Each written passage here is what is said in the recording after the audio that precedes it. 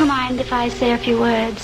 Thank you. Health scares are the staple diet of the British press, and they've come up with a peach, and it is, don't eat peaches, or more specifically, fruit and vegetables are bad for children. I am not making that up.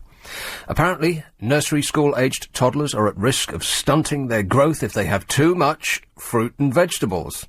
Nurseries stand accused of not giving children enough high-calorie foods full of saturated fats and too much fruit and vegetables. How could they? Oh yeah, that's right, because we've been told to eat that for years, and now we've finally got the message. They're telling us that it won't help us to grow up to be big and strong. In fact, it won't help us to grow up at all. So feast on meat and ice cream, you little ones, but not too much, because you don't want to get so fat you'll have to be hooked up to a machine at night so you don't stop breathing because your own fat is strangling you.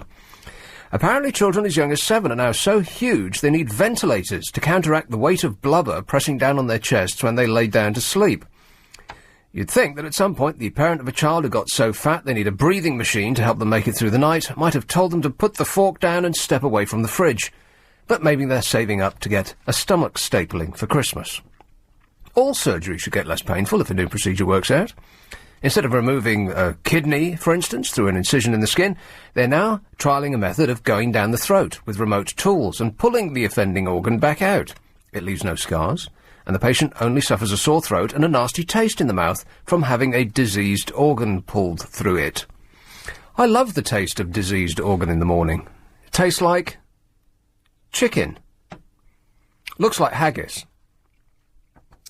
The smell of it.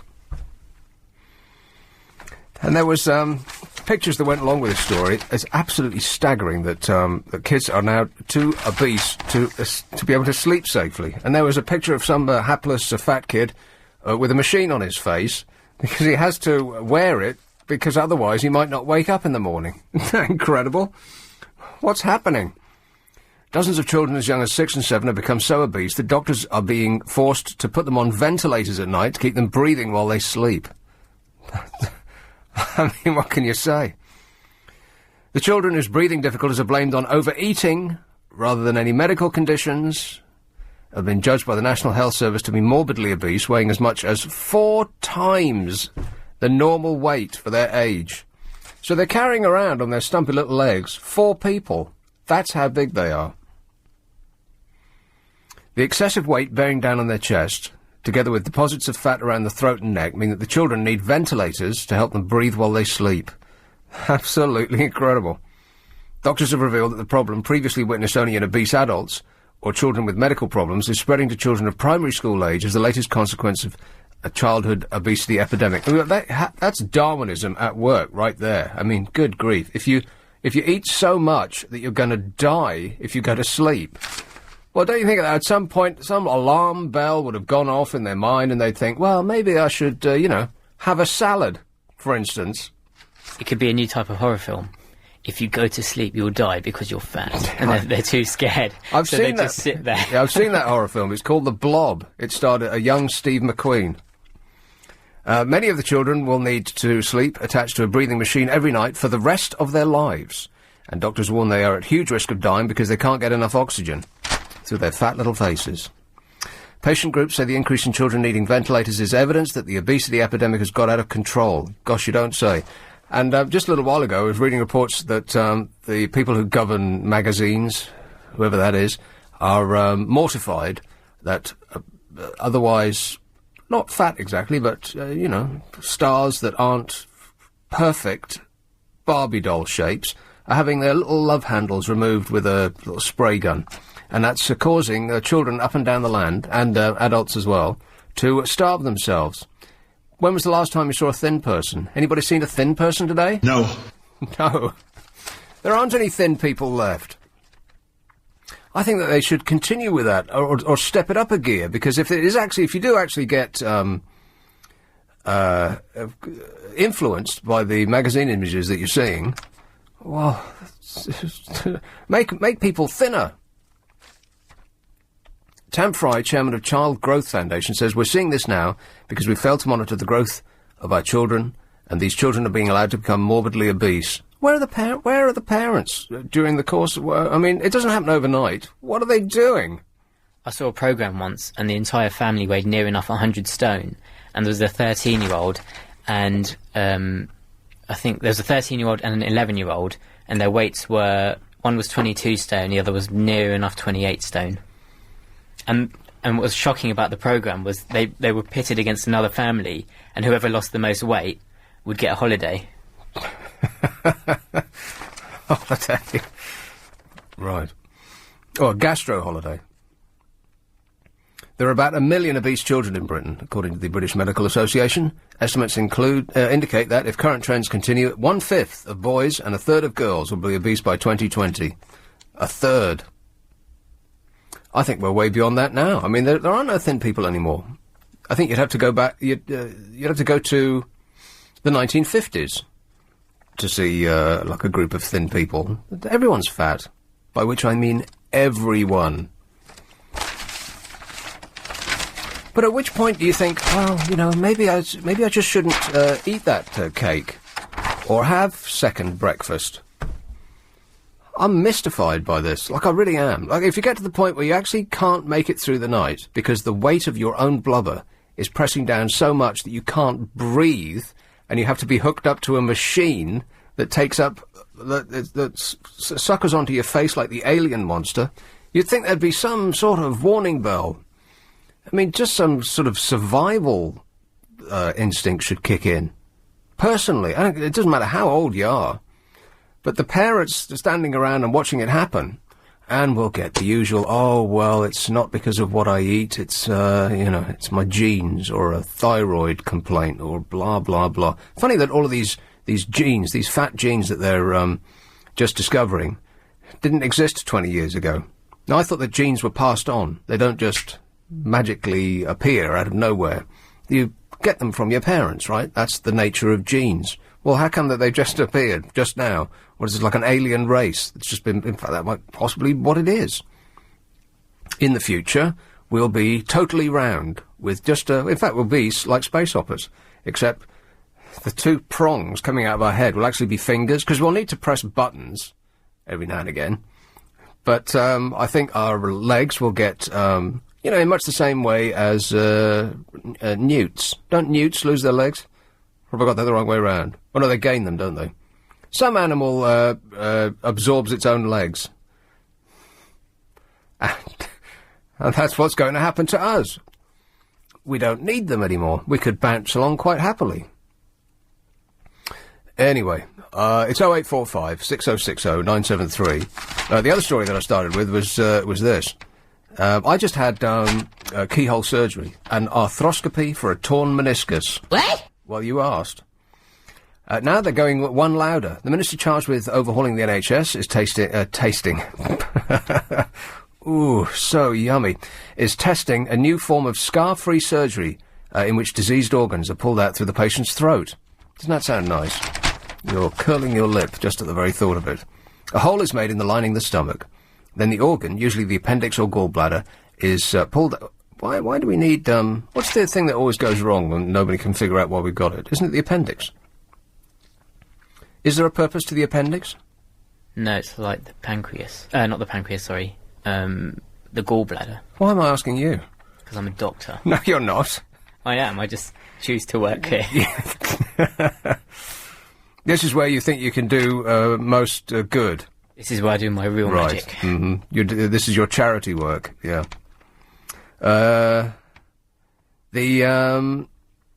It leaves the patients with no external scars and the reduced risk of infection because wounds aren't exposed to the air. The main after effects include a sore throat and an unpleasant taste in the mouth from having a diseased organ pulled through it. Other orifices could be used. And they don't explain that any further, which is good.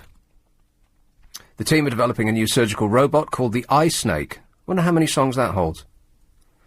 Which they'll hope will assist in the procedure of this keyhole surgery. Things are certainly moving forward, boys and girls. Can you even keep up? It's 7:44. LBC Travel, Amanda Redman. Thanks very much. Your call's important to us. Here's Dulwich. Hello, Richard. How you doing, Nick? I'm well, thanks. Good stuff. I'm okay, thank you. I didn't ask. No. Iceland, if I Yes. can say that, is a reason for all our fat kids, I think. Iceland? Yeah. The big giant retailers. Oh, right. Not the Went in there country. the other day. I've not been in there for a while. Went in Yeah. there the other day. Everything's like £1. You buy one, you get a heap of stuff free, you know? Right. You know? That sounds great. Yeah, it does. It's absolutely fantastic. But, you know, I think that could be a part of the reason why there's so many wobblies around. Well, it isn't really, Richard. It doesn't matter how much food costs. You still got to eat it. Yeah, but, you know, the more you have, the more you eat. Some people might think. Well, only if you're if you're a Labrador. Human beings are supposed to come with some sort of internal switch.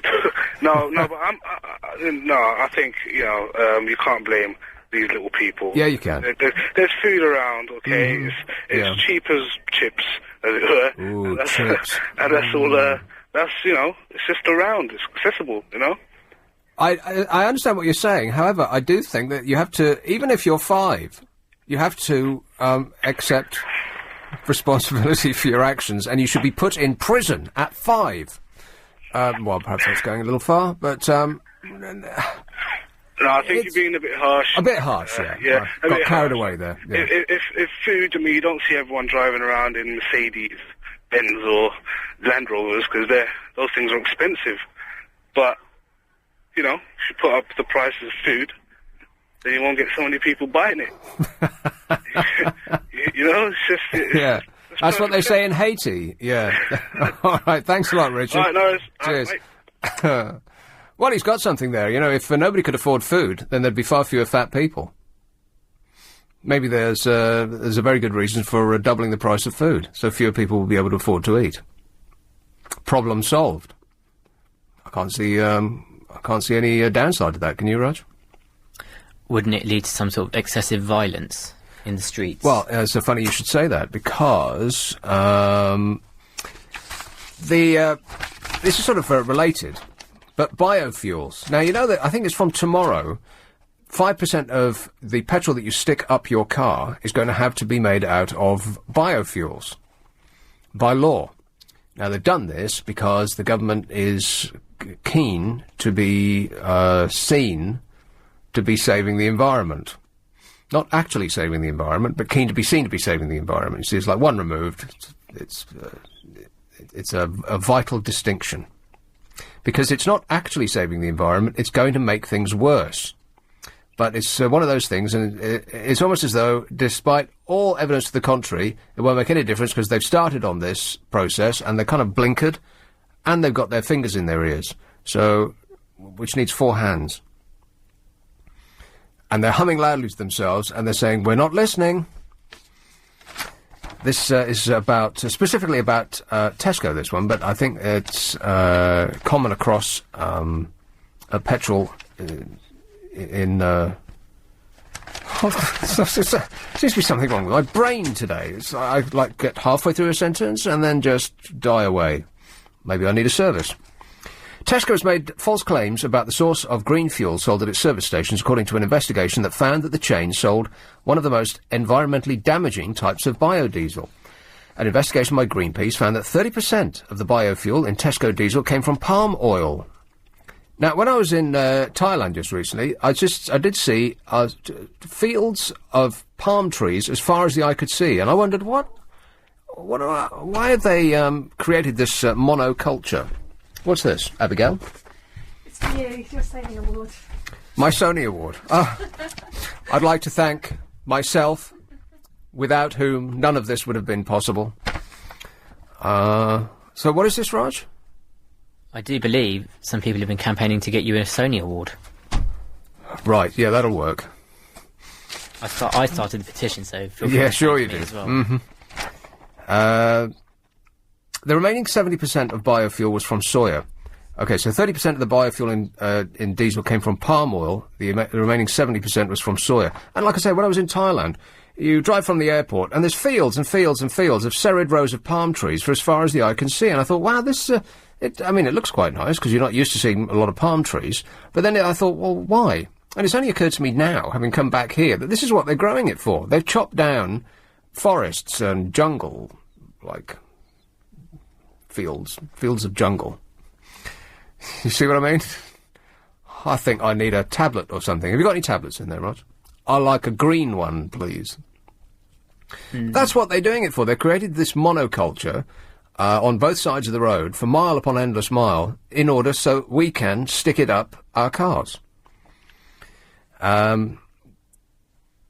Soya is more sustainable than palm oil, but linked to concerns about global food prices as fuel companies outbid other buyers. So in other words, farmers that were growing crops, rice, potatoes, wheat, whatever, are now being outbid by the fuel companies who say we'll give you more if you pull up all of the foodstuffs and you grow biofuels for us so we can sell it as petrol in the first world.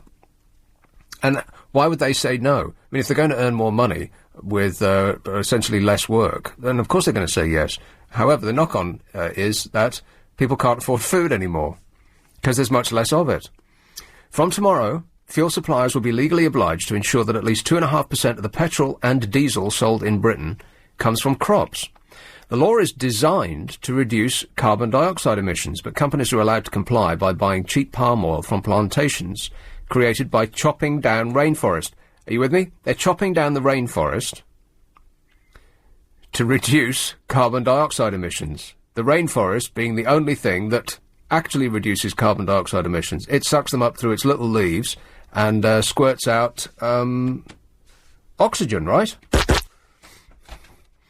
A study by the University of Minnesota, published in February, found that growing biofuel on converted rainforests, peatlands, savannas or grasslands created up to, are you ready?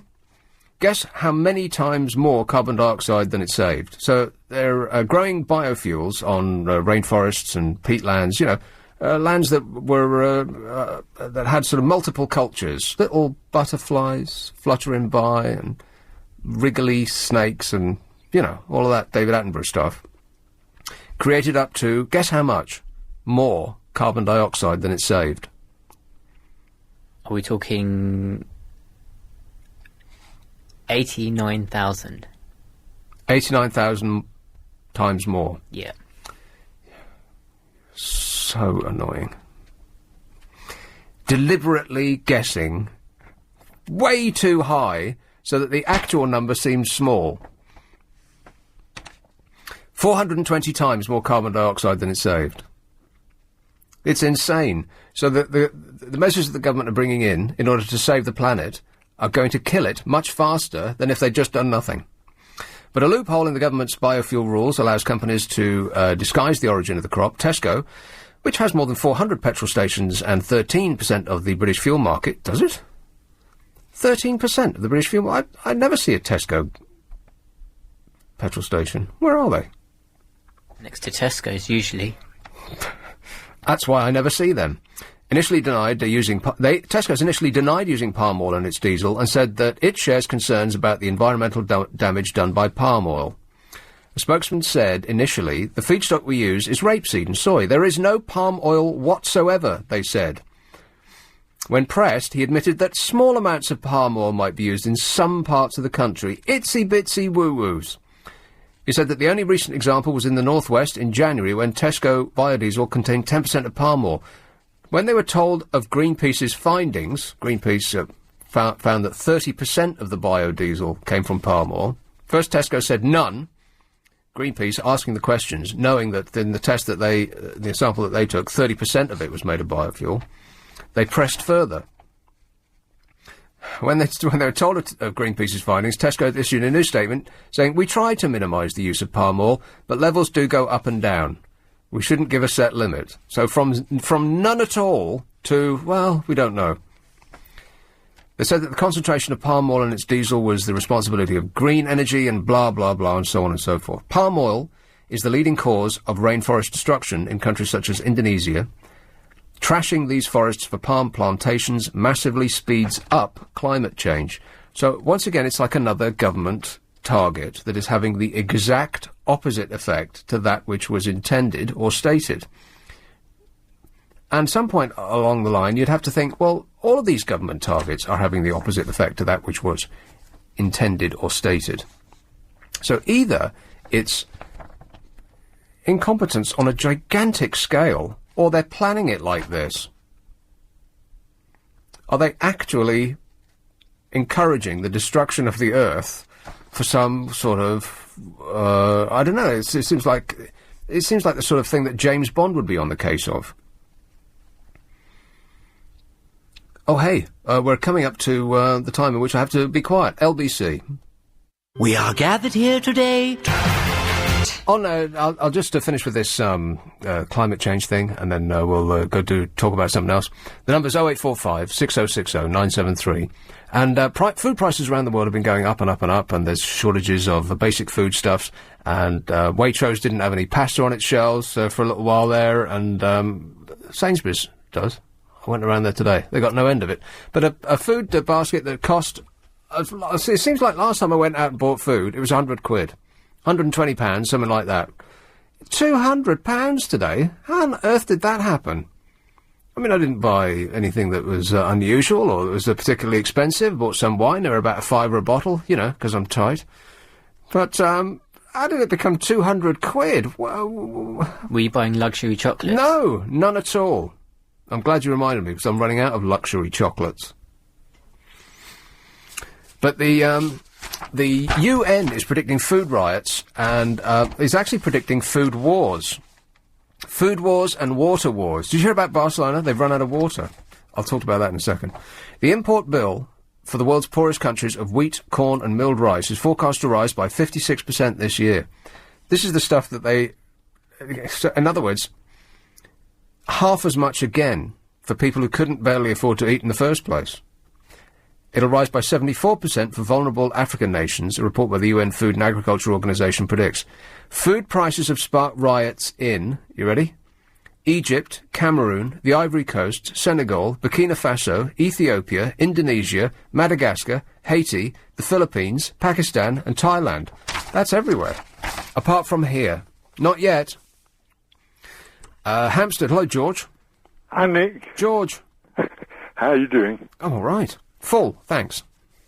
I'd like to share a little memory of 23 years ago today. I'd been planning a big party at the Camden Palace, and the party went ahead. It was not what I'd hoped for. It was a penny to get in, and it was supposed to be £3 to get out. And it was such a good idea. I was launching the first of what were going to be 7 tapes. I decided I had a story to tell, and I wanted to tell it in 7 sort of 1-hour tapes, and everything depended on this party being a success. What, a story of your life? Yes. Like right, okay, an autobiography that you're going to read out. Well, I spent 7 years trying to write a book, and I couldn't get to the end of it, so I thought the simple way to do it would be just to, get this series of tapes together. And I had sort of, Peter Cook was collaborating with me, and he'd pop round. Without dropping any names, yes. Peter Cook, yeah. And he was my next-door neighbour. I know, yes. And he paid for his house, by the way, but go on. He paid for his house? Yeah. I paid for mine. No, you did not. You got it free because you took advantage of some bizarre law that means that if you stay in a place long enough, it's yours.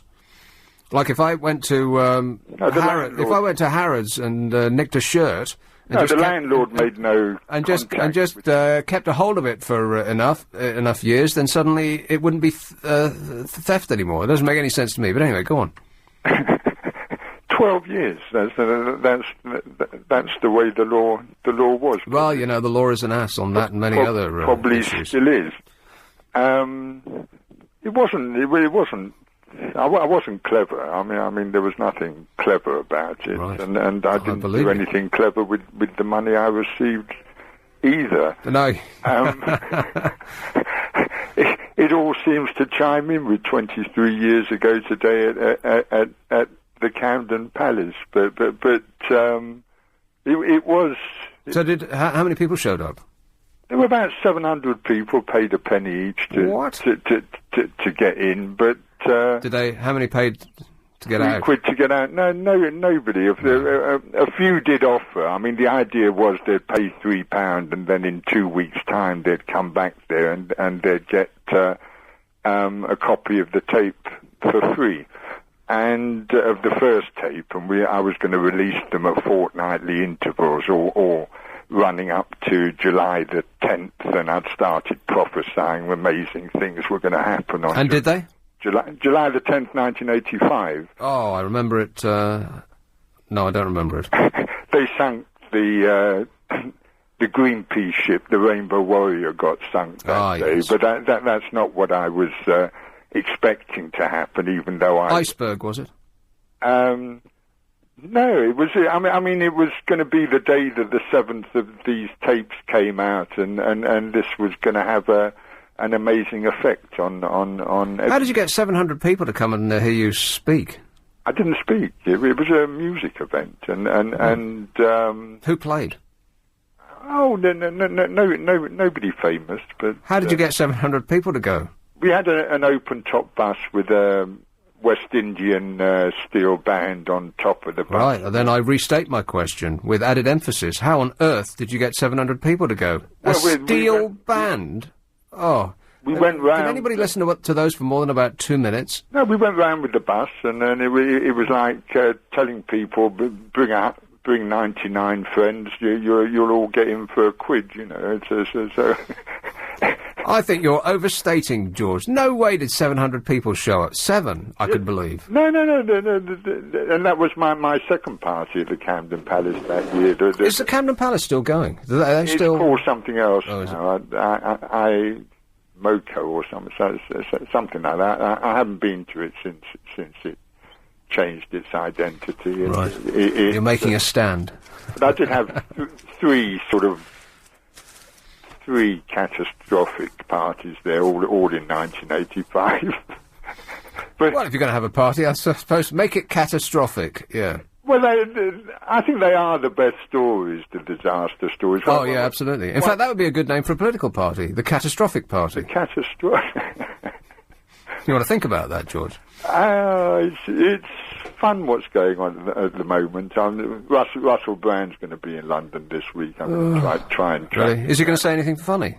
Well, he's got this film coming out, and he's living in America at the moment. He's making a film about his book. He's making a film about his book. Struth, there is no God. Russell is going to surprise a lot of people. I imagine great things to happen. Well, yeah, that would be surprising, yeah. Yeah, but do you know anything about this film? Which film? The one he's just made. Yes, I know enough to make the decision about whether I'll see it or not. He sings a song in it. Well, then I rest my case. He sings a few songs. One of them's called We've Got to Do Something, and it's quite political, and it does... Is that the name of the song, or you just can't remember what the end of it is? No, that's the name of it. We've got to do something. Right. And it's quite political, and yeah, it sounds it, yeah. It sounds like he's really got his mind made up. Well, I think he does talk about revolution quite a lot. Oh, Struth, there we go. Well, he does. He does, and really? I just thought he talked about who he's had sex with. Oh, I've remembered another one, he says. And then the tabloid press will duly print it. As well, but he's got something, Nick. I think his comedy is pretty ridiculous, but there's more to Russell Brand than meets the eye. Really? Yeah. Well, we can only hope. Okay, well, thanks for strolling us down memory lane there, George. That's okay. And education as always. All the best to you. Cheers, mate. Ta-ta. 0845 6060 973. Oh, hey, really bad news about... I'll come to that in just a second. It would be rude to leave this lady hanging. Banstead, Charlotte. Hello, Nick. Hello, Charlotte. The catastrophic party sounds like Gordon Brown's. Oh, bit of politics. Oh, dear. On the subject of Gordon Brown, by the way, it must be very dispiriting for him, because he's been dreaming of the top job for a decade, probably 2 decades. And his entire life has been aimed at getting that position. And as soon as he got it, he found that he didn't have the flagon with the dragon. Yeah. He had the chalice with the palace. The Conservatives are quite... It's a Danny Kaye thing, Raj. Sorry, Charlotte? The Conservatives are quite well in the lead now, aren't they? Yeah, that's because they haven't said anything yet. No. They've just smiled a lot, and, you know, you don't really have to say anything, because by saying something you might upset people. So the best thing is to just not say anything, give a lot of platitudes, go on daytime television, do the Tony Blair thing, you know, smile and, hi, just call me Dave, that sort of thing. And people won't have a negative thing to think about you, and so you'll just appear to be better than somebody who has to do things by dint of that's the job that he's got, which is bound to annoy, well, a lot of people most of the time. Nick, can I just ask, where's this expression blah blah blah come from? I'm glad you asked me that. Because a lot of people on LBC say it, and also the presenters, and it's annoying. It's annoying. Annoying. Why don't you go ahead and look that up for us, Raj? Blah, blah, blah. I wonder where it's come from. He's looking at me like I've just lost my mind. It's getting done. It's getting done. It's getting done. It's only recently that I've heard people saying it. Right. Well, we'll check. Yeah, you said it a little while ago. Yeah, I know. How annoying. I'll add it to the list of annoying things that come out my mouth. OK, well, we'll definitely do some investigative work on your behalf. All right, Charlotte. Thank you. All right. Haven't you got a computer? Pardon? Are you wired up to the net? Yes, but Right. I thought I'd ask you. Because you can't be bothered to type it out, yeah. No. OK, all right, I'll do that. Thanks a lot, dear. Ta-da. Okay, thank you. 0845, I live to serve. 0845 6060 973. We'll be doing that straight away. The derivation of blah, blah, blah, spelt B-L-A-H. 8:15. LBC Travel with Helen Austin.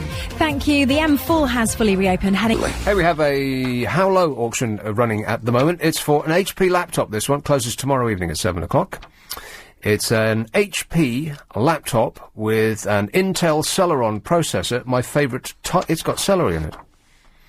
A 1 gigabyte RAM, whatever that is. It's, and a 120 gigabyte hard drive. It is so hard. It has wireless capability, a DVD drive, and it'll play CDs and film discs. It is super fantastic, there's no doubt about it. If you would like to enter this reverse auction, in which the person with the lowest unique bid wins, then text LBC plus your bid in pence to 88821. If it was a bid of 56p, it would be LBC 56 to 88821. Bids cost £1.50 plus your standard network rate. Lines closed 7pm, Tuesday, 15th of April. Bidders must be over 16. See lbc.co.uk for full terms and conditions. Good luck. Blah. A word that is sometimes used as an expression for words or feelings where the specifics are not considered important to the speaker or writer. It is not often seen in formal writing. Shakespeare never used blah.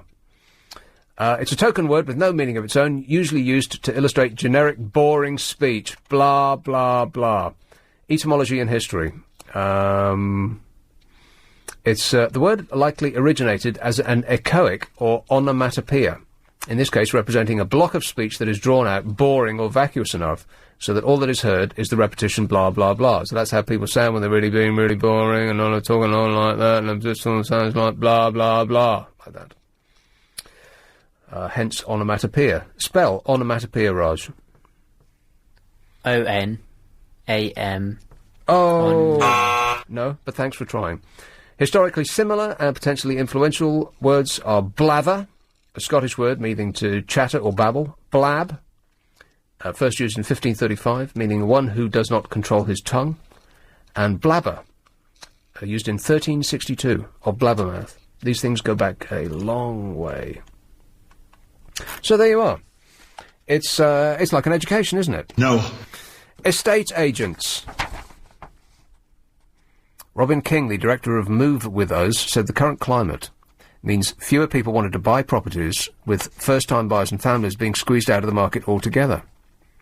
He added that estate agent closures could be massive, while sales within his network have dropped by between 30 and 50%. This is about the global downturn. And some economists are suggesting that Britain is going to be hurt worse than any other country on Earth. While the The government, meanwhile, is saying, nothing to see here, please move on. Some estate agents have already started making redundancies and have closed some of the poorer performing offices. New figures have revealed that dozens of staff have quit jobs at Foxtons, one of London's most lucrative property shops. At least 63 staff left the company in February alone, following poor sales. Just 8,444 houses were sold in December, compared with 14,000 the year before. Good grief. The drop means that estate agents, who have grown accustomed to easy sales in the city, are being forced to work harder for each deal or leave. I can remember talking to an estate agent once, and he said, you know, my job's I could print out the details and just throw them into the street, and I'd make a sale. Which is why you have such excellence in staff at estate agents' offices. Foxtons, which employs 1,200 staff in 23 branches across the South East, is not the only company to feel the pinch. Hamptons International has been forced to play down recent rumours that it had applied to its bankers for an emergency £5 million of funding because of plummeting sales. A third of Britain's estate agents could be forced to close this year as the number of house sales plunge. A third! Predictions made by the biggest network of independent estate agencies, Move With Us, estimates that around 4,000 of the country's 12,000 property businesses will shut by December. Isn't that awful?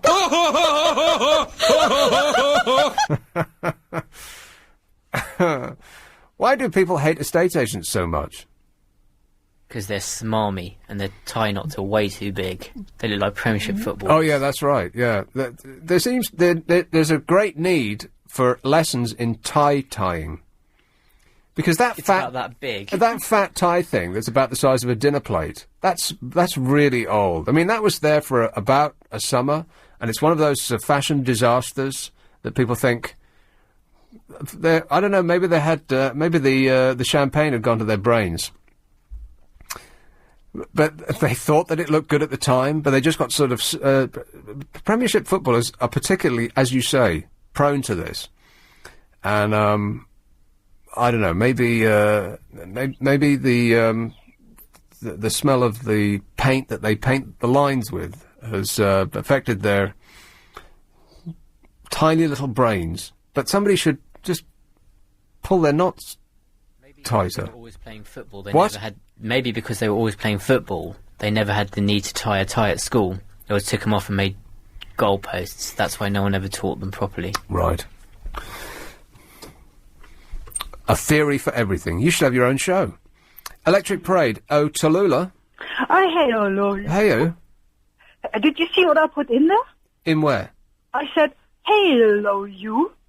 There was a halo in there. Right. I don't understand, but anyway.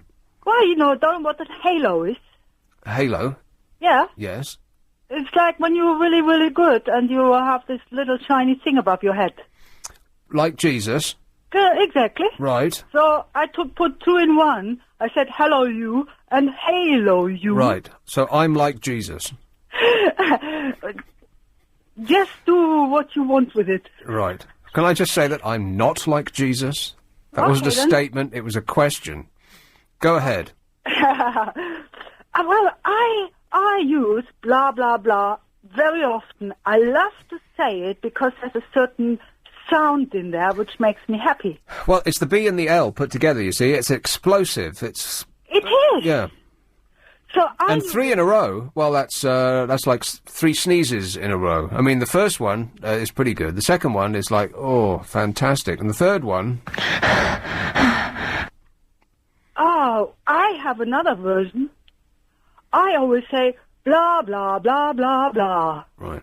That's my version. That's But basically... too louder, yeah. Uh-huh.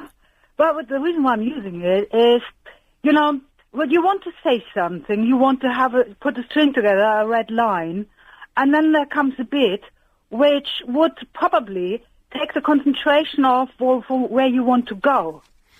And this bit you replace with blah, blah, blah, because the one you talk to gets a vague idea already, but you want to come to the main bit. You know, you're not as crazy as you sound. Oh, Researchers have found that the British are the world's worst when it comes to umming and erring, and I know that I do that a lot. A study claims nearly 10% of our speech is wasted on filler words, working out at more than 5 hours a year of basically, actually, you know, total nonsense. Analysis of more than 80 hours of conversations between 150 people found that we use meaningless words such as and the footballer's favourite at the end of the day, on average, every 9 seconds. We're the worst in the world. It seems that whatever bad thing you happen to be looking at, we're number one. Maybe that's why teenage girls get pregnant so often, because when asked, do you mind? They're busy saying, Anyway. And then the teenager will become very impatient and says, so, now I'm going to tell you. Right. That's almost certainly what happens, yeah. Yeah. OK, cheers, Tallulah. Thanks for highlighting that for us. 0845 6060 973. Shepherd's Bush. Taz. Hi, Nick. Taz. How are you? I'm good. Good. Just touching on this property downturn, country downturn. Yes. I mean, I don't know about you, but I was in a position where I purchased a house about 7 years ago, where my mortgage payments were only £300 and something a month. Right. Just under £100,000. Yeah. Must have been a cupboard. All I'm saying is that everything that's happening right now, it's so obvious that I can't believe that people didn't see it coming. I mean, I'm not an estate agent, but, you know, it doesn't work out, that if a property that cost 2001, £100,000 for a 3-bedroom house, yeah, suddenly that same property becomes £300,000 in 2005, 2006, yet that person's only earning 20 grand a year, well then their salary should be 60 grand a year to actually be able to afford to pay for that. You know, when the average person is only getting, 1 or 2% pay rise, yeah, the working class, and you're having this downturn. I mean, it's obvious it was going to happen because these people are just downright greedy. These estate agents and the banks. No, the banks. It's the banks, not the estate agents. The estate agents are being greedy on behalf of their clients. So it's us that are greedy. We want our estate agents to go out there and kill. Yeah. We've made that monster. It's not their fault. They're just doing our bidding. Yeah, and to think that you could get a mortgage which was repayment for £300 to £400, maybe £500 maximum. Yeah. And now the mortgages that you're getting are not even repayment; they're only interest only, and they're like £1,200, £1,300, £1,400. I mean, come on, most people are not even taking that much home. It's insane, is what it is, and the insanity has been perpetrated by the people who are supposed to be, masters of the universe, the people who are tasked with keeping the wealth of the nation, the people who run the banks. A bank manager used to be the very model of the conservative with a small c citizen. Yeah. If you wanted the sensible view, go to your bank manager. In Dad's army, the bank manager was the most pompous and uptight one of the troop. It was Arthur Lowe, right? Yeah. That's the old vision of a bank manager. Nowadays, bank managers, well, they're just crazy people who are running their business like they're at Vegas. That's right. And that's exactly what it's like. They're just gambling there. And the result is what we see before us. It's not American. It's not. Yeah, exactly. It's not American subprime mortgages that are the problem. We're going to see exactly that here. That's what we have here. It's LBC 97.3. This is LBC 9.3. The time 8:30. How are you? I'm super. Thanks for asking. Stevenage. Hello, Arvo. How are you? Oh, I'm fine, thank you. And it's most embarrassing, because when I rang, you were talking about funny and flippant things like saying blather or blathering and so on, and I was going to say, what about rhubarb? And then I overheard some terribly serious things about the cost of housing and basically the way the economy is being mismanaged and the way manias are taking over. I think I prefer to stick, shall I, to the flippant side. Oh, yeah, absolutely. You spent a lot of time talking about blather, blah, blah, blah. Yeah. Well, I would never say blah, blah. I would say rhubarb, meaning rubbish. But there's two syllables in rhubarb, making 4 in all. That's the beauty of it, because if you have lots of people saying rhubarb, all the syllables get mixed up. And it just sounds like... It's like... And it's not as satisfying to say, though, is it? Rhubarb. It's just no. It's one of those words that may never end unless you bring it to a halt. That's true. That's true. Did you hear that Kenneth Horne skit some while back? Where Kenneth Horne, some while back. Yes, You're some talking while back, yes. talking decades, aren't you? Decades. That's right. Well, that means this could be new to a lot of people. Kenneth Horne once had this experience. He went out in the garden, and he heard a funny noise coming from the bottom of the garden. So he went to investigate, and finally he discovered it was coming from the rhubarb patch. And the rhubarb was saying, people, people, people, people, people, people, people. Oh, it's the way he tells them. I know. It's my infantile sense of humour as well coming out, I suppose. It's not really funny. Right. But okay, anyway. but thanks for making an effort, Arvo. No, pleasure. Next time, let's talk about something serious, because I am as concerned about these manias which are going around as I think you are. And really, modern manias are no different to old ones. I mean, before we had witch burning and magnetizers and God knows what else, South Sea bubbles. Now we have terrorism and political correctness, and you have the health fascist police and all the others doing just the same sort of thing as they've done through the centuries. Right, okay. Thanks very much, Arvo. About that another time. Yeah. All right, okay. Cheers, mate. They're talking about health and safety Nazis, by the way. When Michael Leventhal, a London publisher, wanted to impress his date on her birthday, the longest champagne bar in Europe seemed to be the perfect setting. Have you been to this place? It's in St Pancras, right? Have you been to St Pancras Station since they redidified it? Redidified it? Redid it? Yeah. No, but I walked past it. Oh, you walked past it, and how did it seem to you? Fabulous. Have they finished the hotel yet? Even though there was a hotel there. That giant building that sits on top of the station, that huge red brick Gothic monstrosity that I actually quite like, that used to be the offices of British Rail, I believe. I went in there when it was where the Spice Girls, zig-a-zig-ard. It's when they where they filmed that first video of the Spice Girls. I don't think I looked up. It's where that mess first began. But I went around inside that once as part of the London Open Weekend, Open Key Weekend, whatever they call that, in September, where they open a lot of government buildings that you're ordinarily not allowed to go into.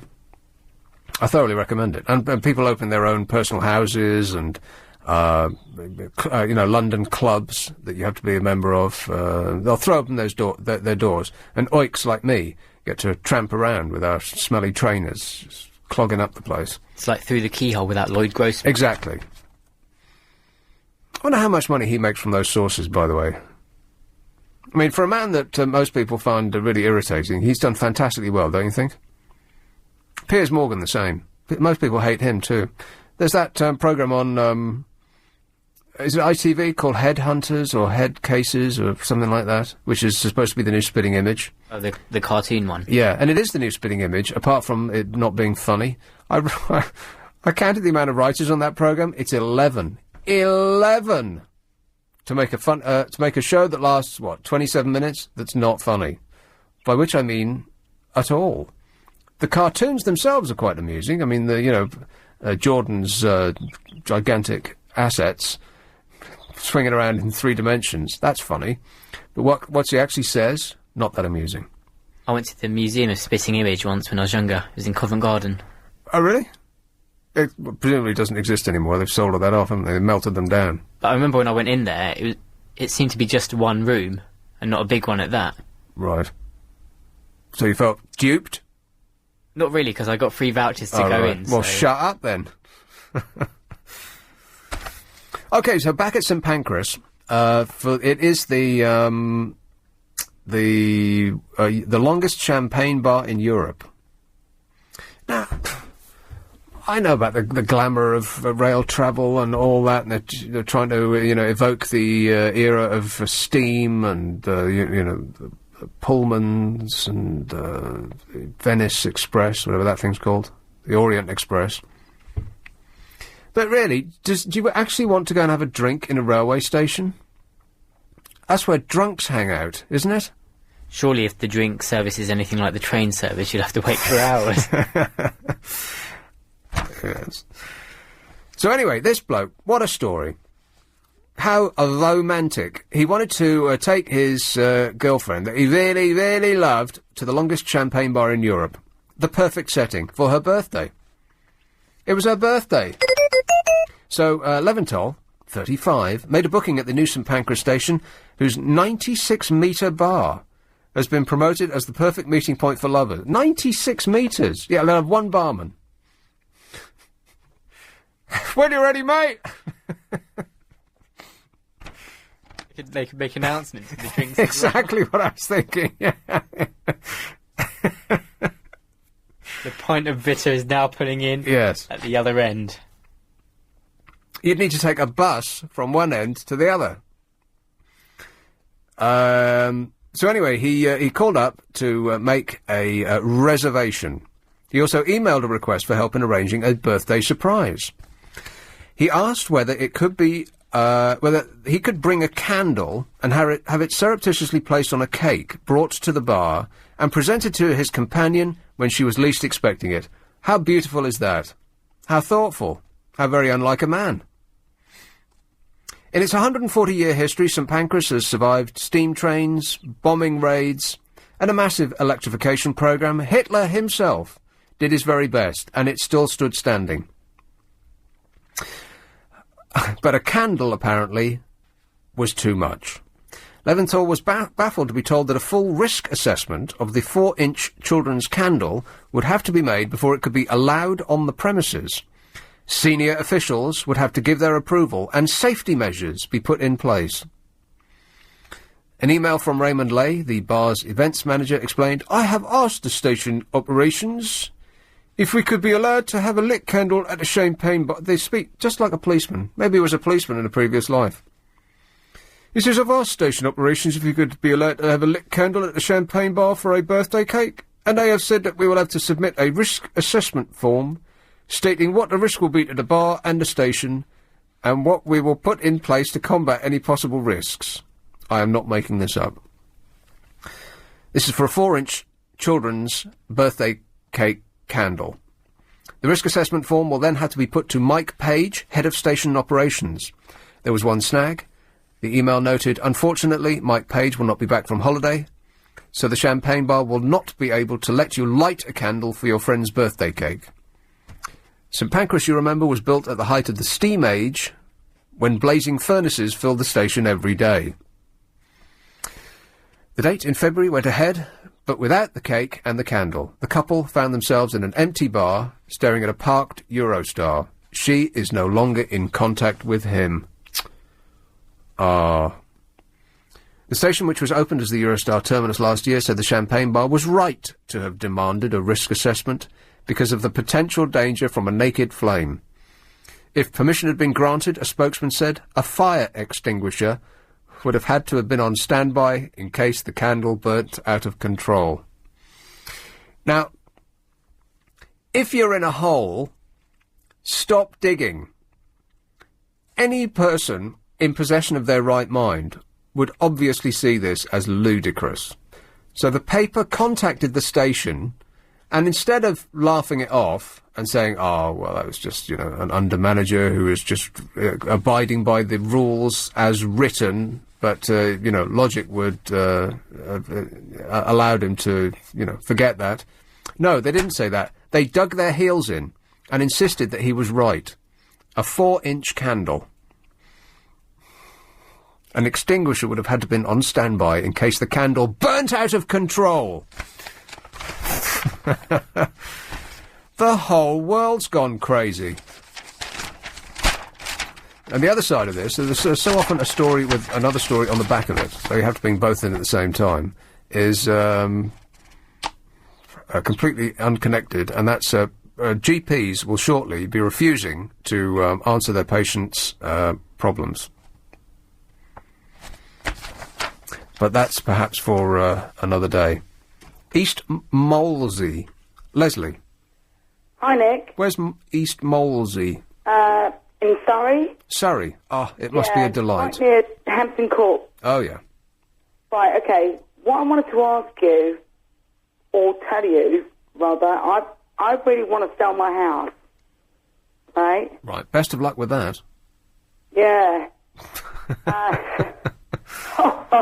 Why don't you want to? Why aren't you happy where you are, Leslie? Well, I am really happy where I am, but my son's left home. You know, he's moved out. He's 21. Yep. And I used to have students living in my house, foreign students, teach them English. Yeah. So they've all gone. The college actually closed down now. So And you don't need as much space anymore, right? Sorry? You don't need as much space anymore. That's it. Yeah. Basically. And apart from that, I can't afford to live here. Yeah. So you want to downsize? It's way too expensive. Mm-hmm. The council tax, the gas, electric, Right. everything else. Yep. Everything I earn is going on that. Yeah. So I want to move. Go ahead. Right. What I wanted to ask you was, do you think it would be a good idea to sell by way of an auction? No. Or yes, depending on the circumstance. The house And I hope that that's been of help. Right. Most people, I mean, there's all these shows on the telly. Yeah. You know, if you want to buy a dump, go to the auction, you can buy something cheap. That's right. It's not a dump. But the thing is, I was wondering if you can actually buy decent houses via the auction instead of going to an estate agent. Right. Now, I've been to a property auction. Right, and okay. The assumption when you go to a property auction is that there's something wrong with the properties because... Right, exactly. Because you only get about a month or so before the actual property auction itself, and only on some dates can you go and see the property, and so you don't have time to do background checks and searches and all of that sort of stuff unless you get in there really quick and you don't mind just spending $1,000 on solicitors' fees on the off chance. Right. So there's always this suspicion that there's something wrong with them. Exactly. I mean, people always think they're going to get a bargain. Yeah. Right? But the thing is, this is no bargain basement that I've got. It's not a palace, but it's a 3-bedroom, well, it's a 4-bedroom semi, and it's in very good nick. But the thing is, I feel very wary of estate agents. I know every estate agent that's listening is going to cringe, but I really, really do. Well, yeah, we all do. I don't care if they do cringe. Okay. Well, let's all cringe together then. Yes. I would go with an estate agent if I were you. I would, do the normal thing of getting 3 or 4 estate agents around, getting an average of what they say your house is worth. You won't get take the average, Leslie. You'll take what the highest amount they say you can get for it is. Actually, Nick, I won't. Oh, right. I was thinking of somebody else. Yeah. I do actually want to sell it. So, I know that some are going to say higher because it sounds more attractive, but no, I won't go for that. That's the very reason why I thought maybe going to an auction might be better. Well, it's a risk. I mean, you can put a reserve price on your house, but then I think there are costs involved even if it doesn't sell. I might be wrong about that, but... Okay, but have you any idea... Okay, so say I was going to put a reserve at whatever, right? Say 350. Yeah. For example. And if you don't get 350, then it's not sold. Yes, I know that. What's your question? What if someone puts in a bid higher and they do want it? Yeah. What is going to be the commission that I would pay? That's what I want to know. Excellent question. I've got no idea. Well, thank you very much. Goodbye. I'm just no end of help me. Why is she asking me? How am I supposed to know? 3%, 5%? I've got no clue. It'll be approximately the same as an estate agent, I would think. With estate agents, you can always play them off each other and bat them down, because they'll come in and say, well, we'll take 3%, that's unnegotiable. It's non-negotiable, that's what they say. And you say, oh, yeah, all right, well, I'll give it to some bloke down the road then. He said, oh, did I say 3? I meant 2. 8:46. LBC Travel with Helen Austin. Thank you. Well, the M4's queuing out. Anyone else's opinion? It sure is. Blackheath. Hello, Neil. Oh, hello, Nick. You're right. Yes, good, thanks. Yeah. Just a couple of observations, really. First of all, am I right in saying that you sound rather... Well, you sound rather irritable this evening? Do I? Yeah. I'm not feeling irritable. All right. So I'll move on to the point that I've rung up about, and that's about Russell Brand. Do you not see in Russell Brand the sort of same genius that that we see in a lot of comedians? You know, George. I think it was George your caller rang earlier. He was talking about Peter Cook. Are you comparing Peter Cook with Russell Brand? Well, I think I am really, because there's the same sort of element of genius there. I understand the point that you're making about, perhaps his social life and the way he conducts himself, but there is an element of comedic genius. Right. Yeah, apart from the funny part, not so far funny. Well, I genuinely believe he is funny. I mean, have you listened? You probably Tell me something that he said that's funny. Well, I think it's his observational stuff. I mean, he observes in a way that takes us out of our sort of normal thinking, and it allows us to see things in a different way. I think history will show and time will tell. I think in 2 decades' time they'll be looking back, if he lives that long, and God forbid, I hope he does, that here was another genius. Right. Okay. Well, give me a ring in 20 years, and we'll see. Eh? Genius. Bring me up the dictionary definition of the word genius, and we'll see if he or anybody that's given that tag actually fits it. It's under my name, if you're looking. There's a picture of you right next to it, is there? Sanderstead. Where's that, John? Oh, well, it's Croydon, really. Oh, yeah. No, it was about the champagne bar place that... The Champagne Bar in St Pancras, yes. Yes. Have you been there? Yes, went there last week. What's it like? It's rubbish.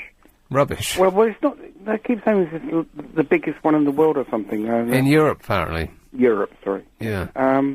It's a little cubicle, basically. Not a cubicle, but bigger than that. I think they sell socks in Victoria Station. What they've done is, though, they've put these tables down either side of the platforms, Eurostar platforms. And either side? Well, no, sorry, excuse me. Sorry. I mean, so if you imagine the thing in the centre, left to right from that is you can go and sit down and drink your champagne. Yeah. But it's not long. It's not a bar. It's a tiny little bar. You have to queue up, and it's really, it's got its. Are you sure you're talking about the same place? Absolutely. They said it's 96 metres long. Well, it may well be, but it's not a bar. 96 metres long. I know. That's why we went there, to see this place. Yeah. And eventually... and it doesn't exist? No. Are you sure you went to the right... No, it exists. Right. Obviously it exists. But it's not a bar, 96 metres long. No.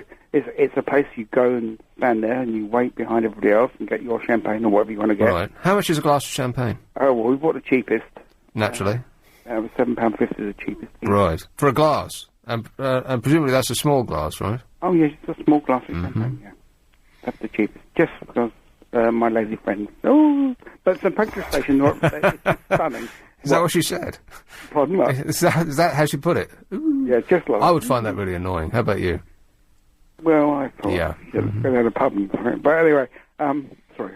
So you found yourself with an overpriced glass of cheap champagne I don't even like in a shed, which is open to the elements at one end. It's a stunning... they've done it beautifully. Yeah, it's still a shed, though. It is beautiful. It's a beautiful shed. No, I can't go along with that. They've done it beautifully. It is lovely. They've restored it beautifully. But I can't recommend the champagne place. Right. I mean, it's not a destination in and of itself. I mean, if you're going on Eurostar, then you'd want to, of course, because we're British, get bladdered before you get on. Yeah, we wouldn't... No. You wouldn't do that, would you? Not there. Couldn't afford to. Well, yeah, that is a good point, yeah. But, no... You could bring your own. But... It was... No, it's not it, but it is... Because I expected this... Exactly what you thought. Glamorous, yeah. No, this... huge bar. Oh, right. Hundreds of people behind it. Yeah. It's not. Nothing like that.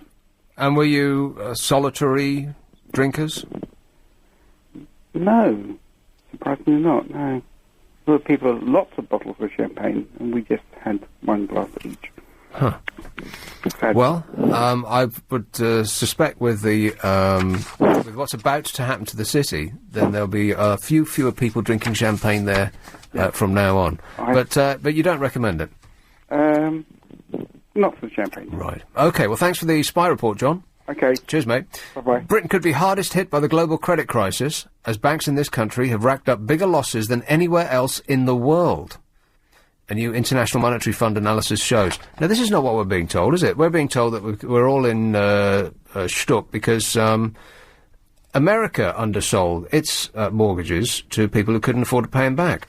Apparently, according to the International Monetary Fund, and I don't know who they are, but you'd have to assume that they know something, this country is going to have bigger losses than anywhere else in the world.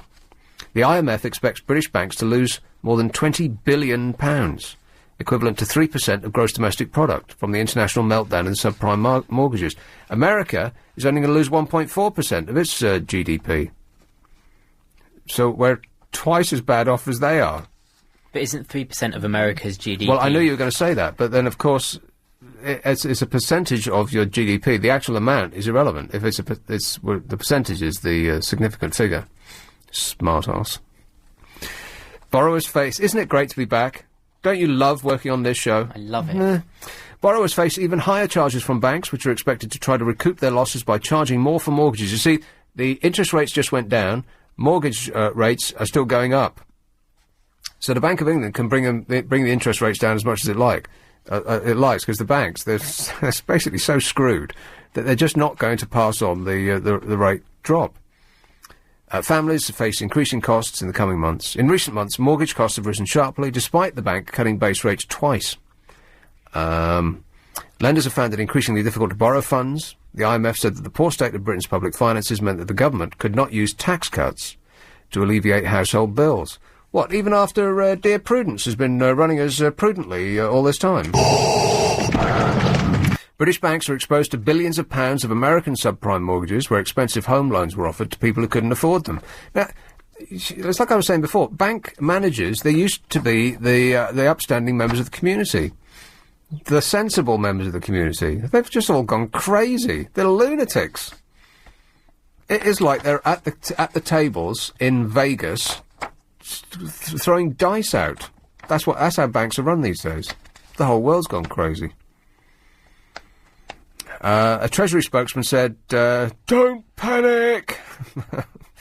It's kind of what they're reduced to now. Many homeowners are now coming off cheap fixed rate deals. They face significantly higher costs. The IMF said the poor state of Britain's public finances meant that the government could not use tax cuts. That's right. You know that somebody recently wrote a book, I think, about consultants and how much the government spends on consultants. And basically, they came to the conclusion that you might as well take your tax money and set fire to it for all the good it'll do you. Might come back to that later. This is 97.3 LBC. Are you disappointed with your... Junior doctors are complaining that they've got nowhere to treat their patients. They could go to the Champagne Bar in St Pancras. There's no one there. They could go to the Houses of Parliament. There's nobody there. You know they're still on Easter holiday. What if something big happens? Then what? Well, the country will just have to get on as best it can without them. There's a big sign saying, "Gone on holidays, come back later." Yeah, that's right. Gone fishing. I mean, if something big did happen, I'm sure that we would all just muddle through. Don't you think? I mean, they go on holiday so very much, and when they're gone, things are the same as when they're here. We wouldn't miss them. They probably take this time to redecorate or something.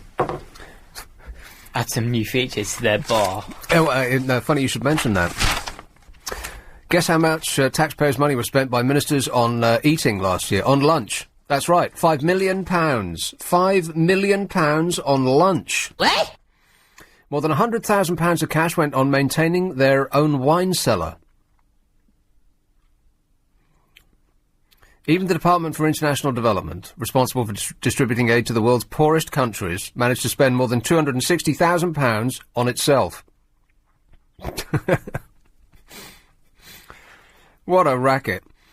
In total, the £5 million could have paid for, and here the Daily Mail goes into, full frothing mode. It could have paid for 230 extra nurses, 190 teachers, 70 doctors, 170 police officers, or 190 soldiers. Embarrassingly, the biggest spend on Whitehall parties was the Treasury. You know, the people that are tasked with keeping our money. The Treasury's struggling to contain an economic crisis. Perhaps you've heard of it. Caused by the credit crunch and their own stupidity. It and its associated departments spent £1.2 million on alcohol and entertainment. Isn't that great? That was 20 times more than the Department for Work and Pensions and 100 times more than the Department for Children, Schools and Families. Well, if the Department for Children spent a giant amount of money on booze, then you'd have to think there's something seriously wrong there. The Foreign Office, meanwhile, revealed that 108 grand was spent on wine cellar costs for ministers. It's responsible for maintaining an exclusive wine store used for hospitality across the government, which contains, or rather entertains, 30,000 guests at more than 300 events a year. That's practically one a day. It supplies everything from dinner to Chequers, the Prime Minister's country residence, to departmental receptions. I wonder what it's like to be in Gordon Brown right now. It just must be so dispiriting because, I mean, it's almost like a tragedy. Like a Shakespearean tragedy. Working for so long to get the top job, and when he gets it, it's the poisoned chalice from hell. Like I said before, it's the chalice with the palace, not the flagon with the dragon. Because the flagon with the dragon has the brew that is true. Like I said, it's a Danny Kaye thing, Raj, you wouldn't understand. You should do a whole show rhyming. The second highest spending department was for business, enterprise and regulatory reform. There's a sign on their door that says, "You want any business?" They notched up a bill for £1 million. For fun. Foreign Office Minister Meg said the total bill for catering, including staff, flowers, provision of sound equipment and alcohol, was 700 grand. The cost of keeping the government wine cellar, generously stocked, £800,000. For booze. She said the expenditure had gone on entertaining official contacts and was in line with Treasury rules. Isn't that always the... that's always the excuse that they give. It's in line with the rules. Well, perhaps the rules should be changed. The bill for all departments that answered this question, which was asked as part of the official... what is it? Open Secrets? We Don't Have Any Secrets Anymore Act. What was that called? Official information request. Ask a request and we might grant it. What is it? Apparently it's the Freedom of Information Act. That's the fella. I'll take credit for that, but Abby said it. The bill for all departments that answered the question was practically £5 million. The total could be higher, since several refused to answer. The Department for Health, for example, said a considerable manual exercise would be necessary to separate how much had been spent on entertaining as opposed to internal meetings and staff subsistence. Health Minister Ben simply said that staff were told their expenditure should be modest and in keeping with the occasion.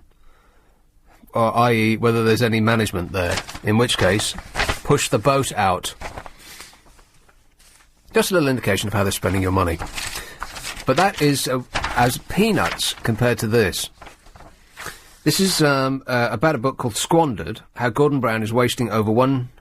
Now, here's a number that you won't even be able to keep this in your head. You probably won't be able to envisage how many zeros are on the end of this number. I've got no idea. The book's called How Gordon Brown is Wasting Over £1 trillion of your money. Not million or billion, trillion. How much is that? 1,000 billion. Which is? Ooh, 9 noughts. A billion is a million.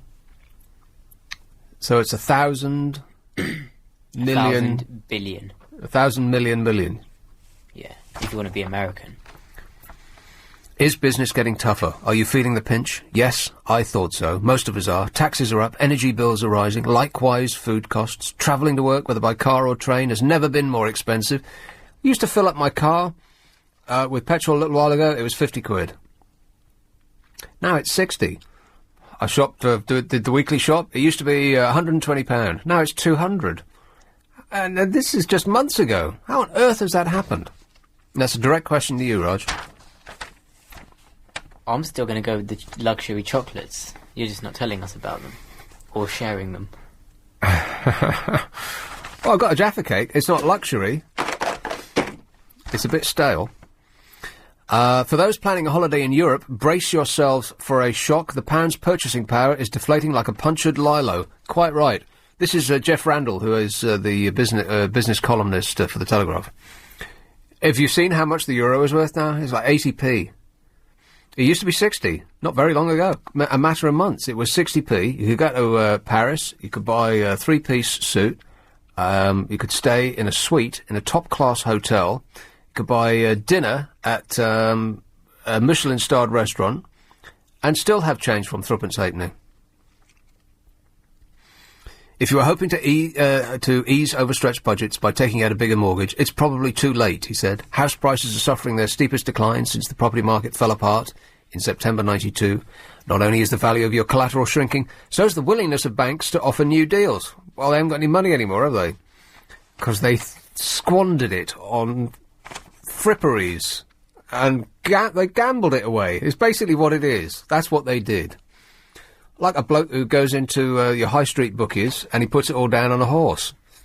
He puts his benefit check down on a horse with no hope of getting any more money and hopes for the best. That's what they've done. As crazy as that might seem, these giant organisations with their glittering glass towers out in the Docklands, those people, those besuited masters of the universe, they're all a bunch of dopes. They've got no idea what they're doing.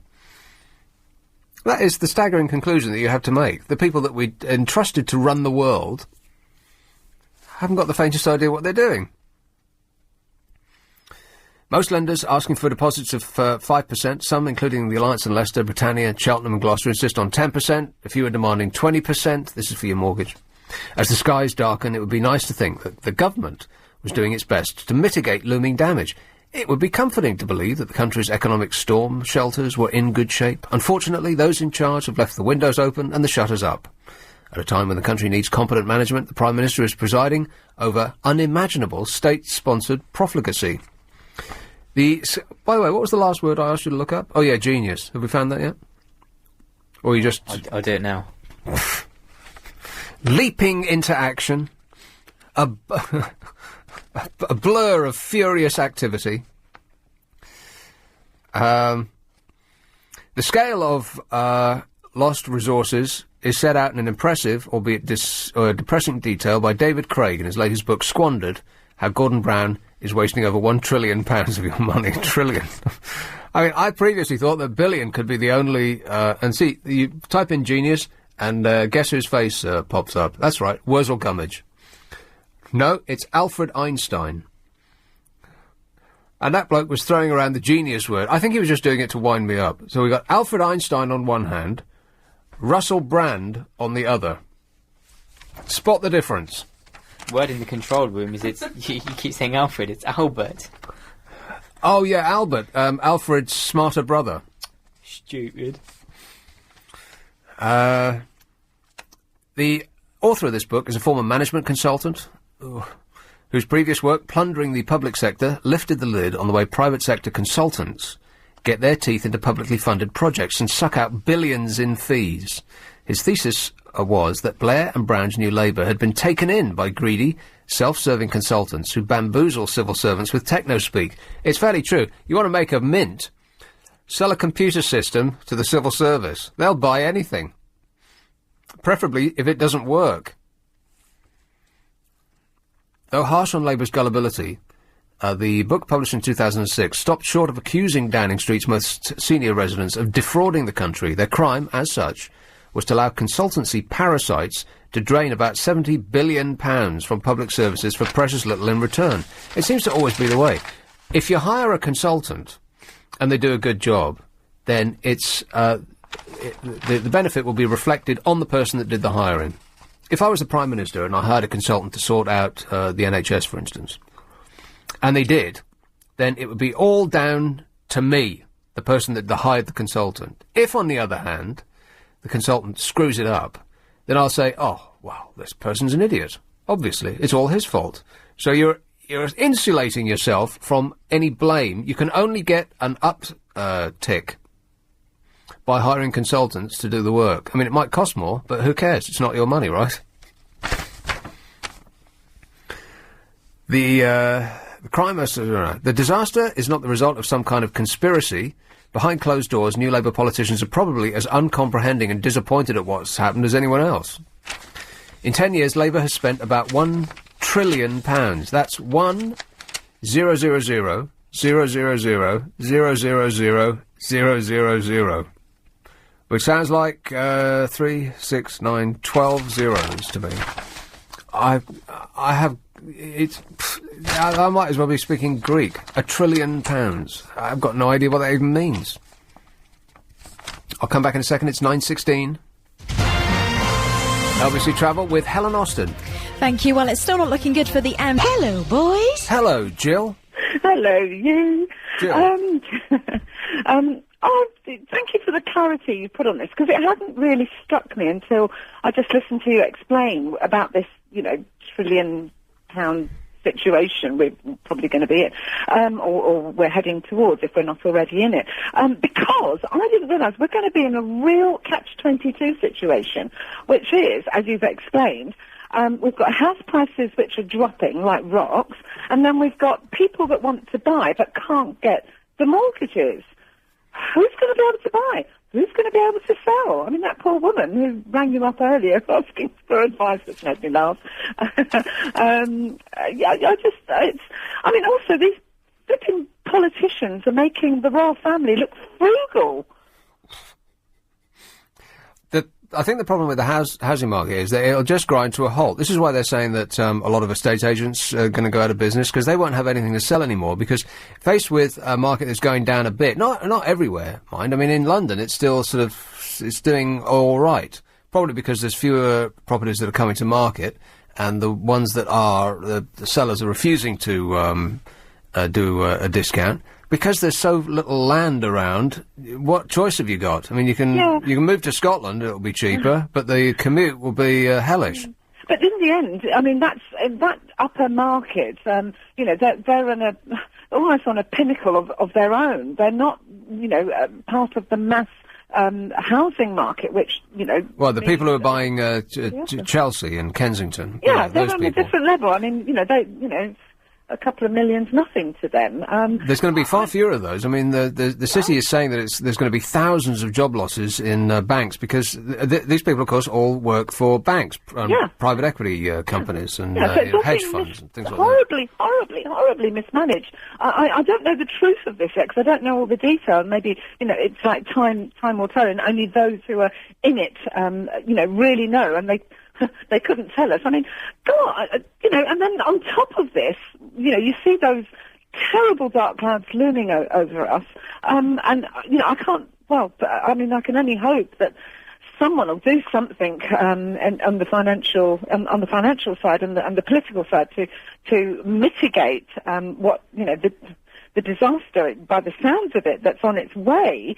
I don't think there's anything they can do. Well, I don't think that there's anything either that they can do, or even if they could, they probably haven't got the wits to do it. It's like they gripped like a tiger by its tail, and they're just being swished around to wherever they've got no control over it. Like a chancellor doesn't seem to have any control over the economy. He just either is lucky and is in power when we're doing well, or he's unlucky and he happens to be in power when we're not doing well. Well, I'm not sure if I just blame him. He's not the only one running the economy. There's many, many more of these financial experts and leaders, not just him. Otherwise, we'd know where to go. It's like the Queen. It's not just her; it's everyone else around her. So he is. I think to blame him on his own would be entirely unfair. There's a history here as well. Anyway, but he's not alone in this, and it's a bit like a kid who's in a house, and the house is our country, and these kids have been told to look after the fire, and the fire is our financial economy, and they've ended up playing with the flipping matches, throwing it at each other and setting the house on fire, and then going, oh. Is this a confession, Jill? know. So you finally got it off your chest after all this time. My speciality. All right. Okay, thanks a lot, Jill. Okay, thanks. Cheers, my dear. Ta-ra. 0845 6060 973. I think there's some truth in that, though, that you can't really blame Gordon Brown for the entirety of it. I mean, you can blame him for certain things, like selling the gold off at the lowest value it's been in recent memory, telling everybody that he was going to do it before he did it, knocking 10% off the price the moment the words had left his lips. You know, stupid schoolboy errors like that. That sort of thing. Getting sucked into this consultants trap, that's another one. But basically, the economy, like an organism in and of itself, it's like the weather. You can only kind of predict what it might do, but you can't actually change it much. It's like the whole thing with global warming, is that everyone says, oh no, look at us now, we're going to have really hot summers and really cold winters. Yeah. But the whole thing is that it's cyclical, and that's been happening. That's why we had an ice age. And it just goes on and on like that. So it's not because we're using our cars more or anything like that. Controversial. This £1 trillion that he's come up with, this figure that Labour has spent about £1 trillion on the advice of consultants, I can put it in terms that are more graspable. Because £1 trillion is, you can't really comprehend how much that is. It works out at £50,000 for every household. Now there's a figure you can put your thumb on. 50 grand they've spent for every household. Education has received 185 billion. Health, 269 billion. Welfare, that's social security benefits and so on, 343 billion. And what do we have to show for it, he says? A state school system that's so poor there's a stampede into private education, and our best universities are being bullied by Ed Balls and his henchmen to abandon the quest for excellence in order to accommodate pupils from underperforming comprehensives who want to go and learn how to stack shelves in supermarkets at degree level. See, they just came out with that. There's another one of selling beds. You can get a degree in selling beds.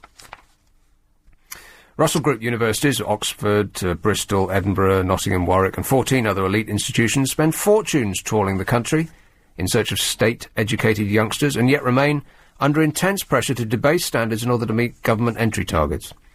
In 2007, a poll of 3,000 doctors, more than 70% didn't believe that the extra money for the NHS had been spent well, and the same percentage felt that there'd been no meaningful improvement in care. The fact that 55% of senior doctors have medical insurance tells us that even insiders want out. Is that true? That's not a vote of confidence, really, is it? 55%. And you'd think that being a doctor, you'd be able to jump straight to the queue anyway. Don't doctors do that for each other? Just nod and a wink and, you know, I'll do you if you do me. So to speak.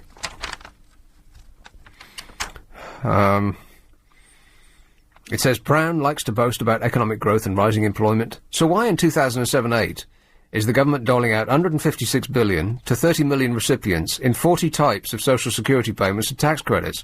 That's nearly 5 times the defence budget. Benefits are gobbling up about 30% of state spending. This is not an accident. It's how Labour has expensively purchased a client class. Our armed forces are betrayed, private pensions are plundered, violent crimes are rising, quangos proliferate, immigration's out of control, and Britain will receive less per capita back from the European Union than any other member. Read this book and prepare to weep, he said. Squandered how Gordon Brown is wasting over £1 trillion of our money. 50 grand for each household. Would any other party do it any different if they were there? Oh, probably not, because that's the benefit of hiring a consultant. If they do great work, you can claim the credit for yourself. If they screw it up completely, it's his fault. Brilliant. It's and if you're not using your own money, pick a hole in that. It leaves you out of it, yet ready to take the credit should it all come out right. Should it float. Hey, we got a floater. So, anyway, that's just, that's all that. I'm exhausted. A little while ago I was talking about Barcelona. Barcelona doesn't have any water anymore. This is part of all that the world's going to be fighting each other for food. Well, the third world is already fighting each other for food. They've got soldiers on the streets in that giant list of places. I can't remember what they were now. Ecuador, Haiti, Thailand, Philippines, all of those places where it's hit first. But shortly, people in Sainsbury's are going to be hitting each other with their umbrellas because the last tagliatelle will be off the shelves. But what was going to be even worse than that is the water wars. And you feel that, what's his name from, the Postman, Waterworld, whatever his name is. If you build it, they will come. Kevin Costner, yeah. Barcelona is to take the unprecedented step of it, and this is not like any sort of, well, I was going to say it's not any third world place, but I guess if you've been to Barcelona, it's close. It's to take the unprecedented step of importing water by ship to prevent a water crisis prompted by extreme drought. Not doubt, drought. The emergency measure to start next month indicates dramatically how climate change has affected one of Europe's most deprived cities, a metropolis known for its efficient infrastructure. Is it? I think it's known because it smells. You been to Barcelona in the summertime? Oh, man, is it honk? It's as though they don't have any... Huh? I don't remember it smelling. I remember it being extremely hot. It stinks. It stinks like... Sweat? No, worse than that. The Catalan Water Agency has chartered 10 tankers to ship water to Spain's second city from Marseille in France, from the capital, the Catalan port of Tarragona, and from desalination plants in Almeria. Some water may be transported by rail. They're bringing it in by train. Like I said, don't panic. 97.3, this is LBC, the time 9:30. This is LBC 97.3. 845 6060 973, the number. This is LBC, it's 9:30. Anybody care what this guy thinks? No! So the Harry Potter woman, J.K. Rowling, she's going to go to court in America. You go, girl. Doesn't she look fantastic these days? It's amazing what £500 million in the bank will do to your appearance. Because she didn't look so great before. They did before and after pictures in the... it was probably the Daily Mail, which always likes to go out of its way to make women feel awful about themselves. So they printed pictures before she was rich and after she's rich. And it looks like she's been professionally made up every time that she leaves the house. But then if I had £500 million in the bank, so would I. It also does wonders for your popularity. Imagine how many drinks you could put on a 96-metre bar. There was a picture in the papers about the guy who invented IKEA, the bloke who came up with IKEA. He's Swedish, right? Ingevar Flatpack, or whatever his name is. He looks like a tramp. Like some wizened old geezer. He drives around in a 15-year-old Lada, I think. I think it's a Lada, something like that. He gave up his old car, which was a Volvo, because I think it just died on him. I think he bought a second-hand Lada. He lives in what looked like a bungalow in an unprepossessing part of Switzerland. He fired his previous, or fired, perhaps putting it strongly. He left his previous haircutter because he found somebody else who could do it cheaper, £6. He's worth something like £15 billion. Well, he owns IKEA. Almost the complete inverse of those dopes that win the lottery and then moan 3 years later that they've spent it all. Oh, it ruined my life. Certain people shouldn't be allowed to be gifted that much money. Specifically, everyone who plays the lottery. Don't they give you financial advice, though?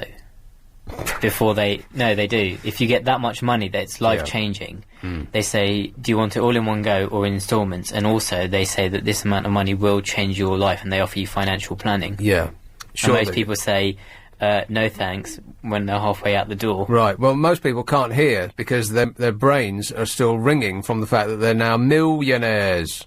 And they're wondering how they're going to spend it. Or I want a car with tyres made of diamonds.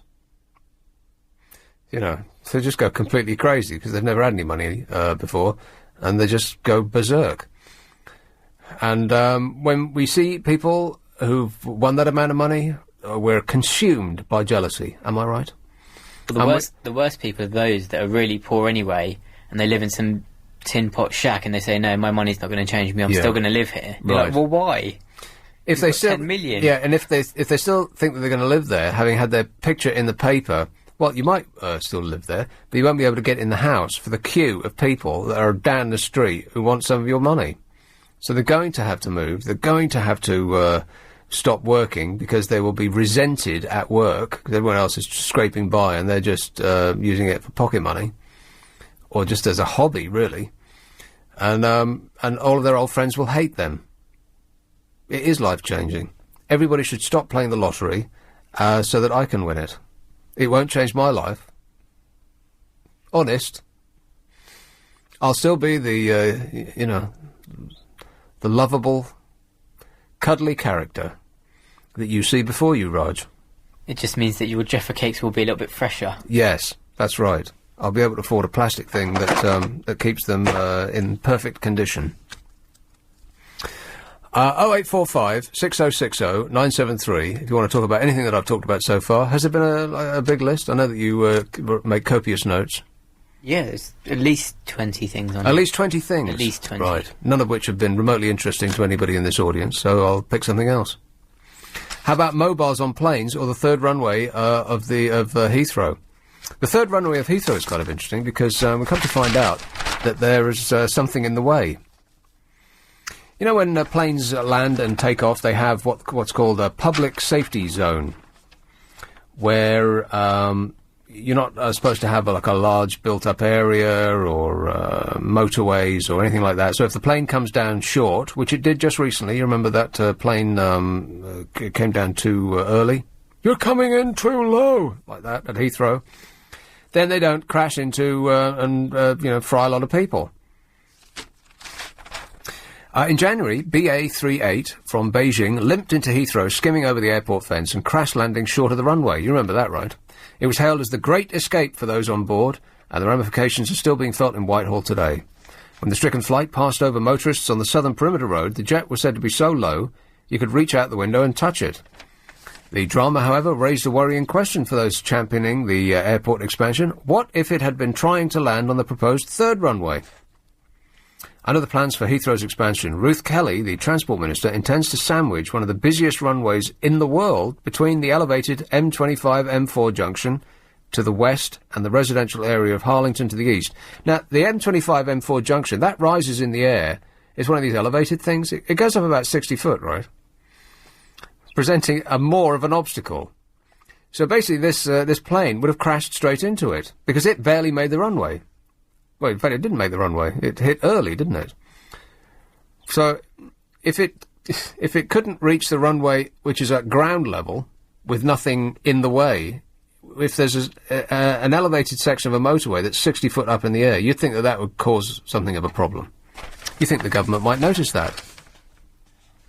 Kelly's department failed to include maps showing this zone in the consultation documents, which critics say would have caused uproar. The Department of Transport officials have already been accused of fixing evidence in favour of a third runway. So they presented this, here's this runway, it'll be super fantastic, look. But what they missed out was, there's a giant piece of motorway in between the flight path and the runway itself. They didn't put those on the plans. How could you not... I mean, if you were honestly presenting the case, how could you not know that that was there? It's huge. You could see it from space. Jeff Marks, an Executive Council member of the Aviation Environment Federation, a non-profit-making organisation campaigning for sustainable aviation, said, the fact the maps of the public safety zones are not even in the consultation documents suggests the government hasn't done its job properly. Well, that's a kind way of putting it, I suppose. Marx said the government should consider adding airport capacity in more open areas, such as... Now, haven't I been saying this for a really long... Where have I always said that London's airport should be? In the east. Correct, Amundo. He said that it should be in more open areas, such as the Thames estuary, where there would be significantly a lower risk of casualties in the event of a crash. And what casualties there would be Essex people. Can you believe he said that? He didn't say that. Safety objections will be aired in a planning inquiry if the government approves the third runway this summer. Well, you can air them till you're blue in the face. They'll have their fingers in their ears and they'll be humming loudly to themselves. We're not listening. So what they're doing is, essentially, they're proposing to put a runway in an area that they themselves must know is dangerous because they omitted it, he said, waggling his fingers in the air to denote inverted commas. They omitted it from their plans. So as, people might overlook it. Like if they didn't draw it on their little map there, people might not know that the M25 exists. I mean, that's not an error. That sounds deliberate, doesn't it? That sounds like obfuscation. And where does obfuscation, what's the difference between keeping vital information secret and pretending it doesn't exist and lying? Where does the one stop and the other start? Any ideas? No? So, the intention is to put the runway where logic suggests it's extremely dangerous because planes have to hop over an elevated section of... And is there a single travel bulletin on this station that doesn't mention that? The M25. Traffic crawling, bumper to bumper. So if a plane does crash into it, it'll be crammed with people in their cars. It won't just be a piece of concrete it takes out. It'll be hundreds and hundreds of people. So they're proposing this, and their position of safety, their plan for protecting us is crossing their fingers and hoping for the best.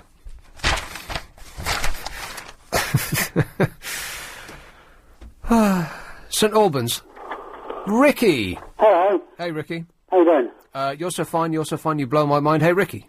You still remembered? I do. Yeah. Why can't we use some of the abandoned Air Force bases up in Norfolk? There must be plenty of them. They're big. Norfolk. And they're vacant. And flat. Yep. Not much in the way. Well, there's not much in the Thames estuary. I mean, they should have. Really, they should stop Heathrow now and relocate to the east side of town so that planes don't have to fly over all of London to get to the airport. Well, I quite agree with you.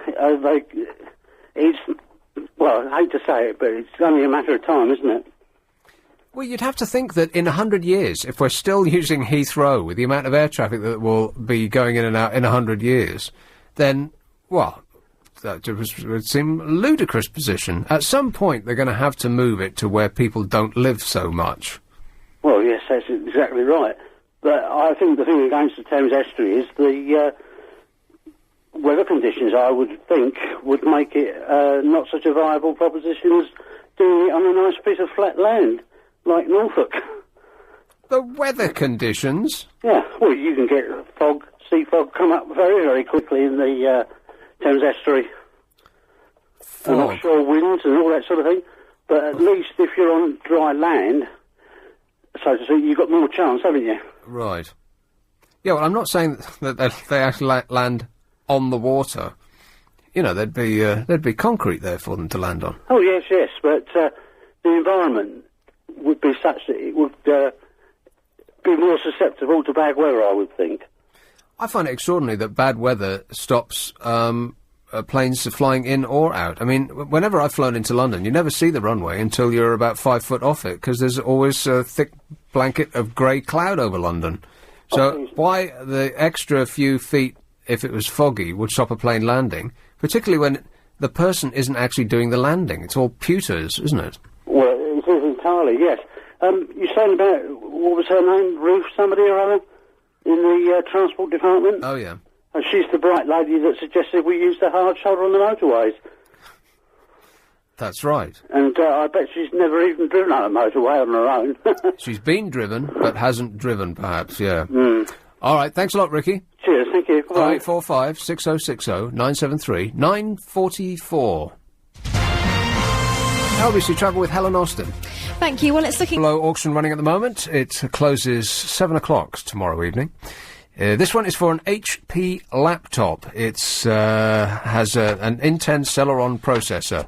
I have no idea what that is. I presume it makes it go very fast. Bing bong, bing bong. It's the law that you have to do that. It must be some kind of law that you have to go bing bong, bing bong every time you mention Intel. Bing bong, bing bong. Because they always do it on the TV. It must be part of their little contract every time you say Intel. Bing bong, bing bong. It's one of my favourite tunes. It's a 120GB hard drive in there. It's basically got the lot. Everything you'd expect from a state-of-the-art laptop. It's one of these reverse auctions, which means that you could essentially pick it up for pennies, literally. If you would like to bid, text LBC plus your bid in pence to 88821.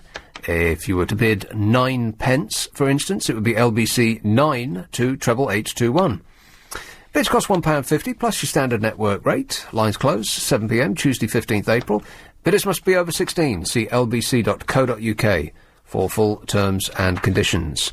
Here's Poshest Canterbury. Hello, Perry. Hi, good evening, Nick. Perry. Hi. I just thought you might like to know, for when you become Prime Minister and you put forward your airport expansion plans. Yes. We already have an airport in the southeast, and that is a very large airport at Manston. It's capable of taking international flights, and all it needs is a bit of upgrading, really. What's it called? Manston. Have a look at it. It's huge. It's down near Ramsgate, a bit further on than Herne Bay. I've never heard of it. It's an old RAF base, presumably? Yeah, that's it, but it does actually take international flights, and there was an airline which set up business a couple of years ago to do cheap flights to Europe and that, but because it didn't have enough money pumped into it, it went bankrupt. Right. But it's a very large airport, and is quite capable of taking all the flights that don't want to go anywhere else, and people should put a bit of money into that. Huh. Okay, well, I'll investigate that. Yeah, so when you're PM, put it forward. Yes, I certainly will. Okay, cheers. Cheers, Perry. Bye-bye. You'd have to think that at some point we're going to have to draw a line under Heathrow and say, you know what, this isn't actually working. Because I don't know what the actual flight paths are when they build the third runway, which they certainly will. You know, they've made up their mind. They can say there's going to be a public consultation, and we can complain till we're blue in the face. But in the, if you're coming up against that much money, that much for vested interests, well, they're just going to do it, aren't they? And we can man the barricades and moan as much as we like. They're going to go ahead anyway. But that means that all the planes that are going in there fly over London. All of London. Because they stack over in Essex somewhere, don't they? And then there's a few stacks up the north. And then they all do a great long sweep and then follow the Thames. And so everybody that's on the Thames, or near to it, which is everybody, gets woken up. I think the first one comes in at about 5, something like that. And then there's a bit of a gap. And the first one's really loud, like it's straining to get in there. And so that'll wake you up. And then it's about sort of 6, I think, they start in earnest, like once every 90 seconds. So that's going to get much worse. And you think that at some point, people will say, wow, this is ludicrous. I mean, Heathrow's grown organically, presumably. That it began, I would assume, as a very small airport. I don't really know what the history of Heathrow is.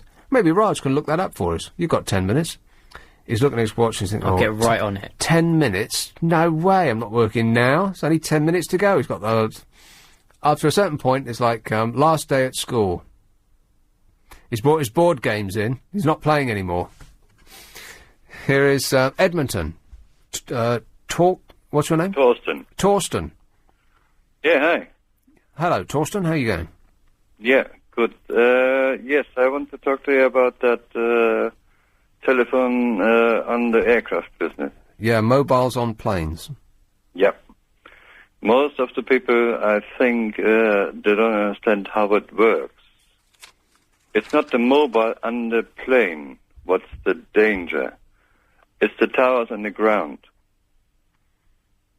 Go on. When you're sitting in the ground, you got a tower somewhere around you. Yes. Yeah. Right. So when you call or somebody calling you, the tower increases the power to get to your mobile.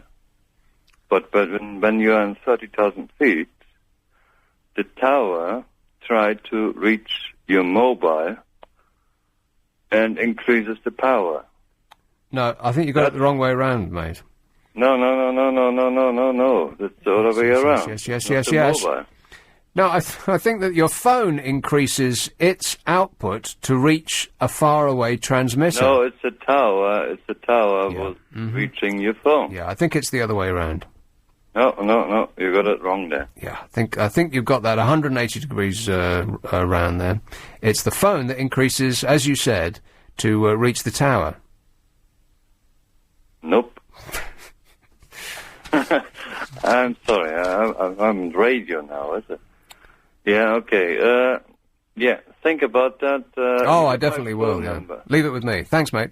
0845 6060 973. One of the last refuges from the mobile phone will be breached before the end of the year after the European Commission yesterday set out rules for in-flight mobile phone use. The formal agreement covers legal and technological conditions for all 27 EU nations to permit mobile use in the airspace within 6 months. What a nightmare. Can you imagine?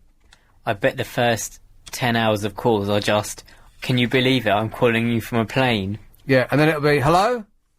Yeah, no, I'm on a plane. Hello? A plane!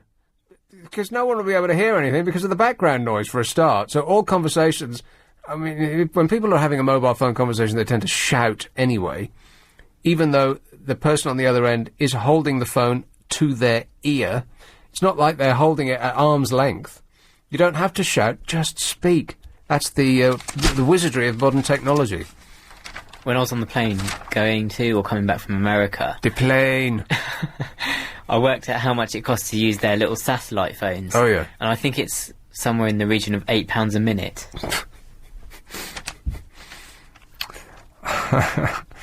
Which is approximately what it costs to use your mobile in Thailand. Other airlines are not planning to... wait a minute, hang on a minute.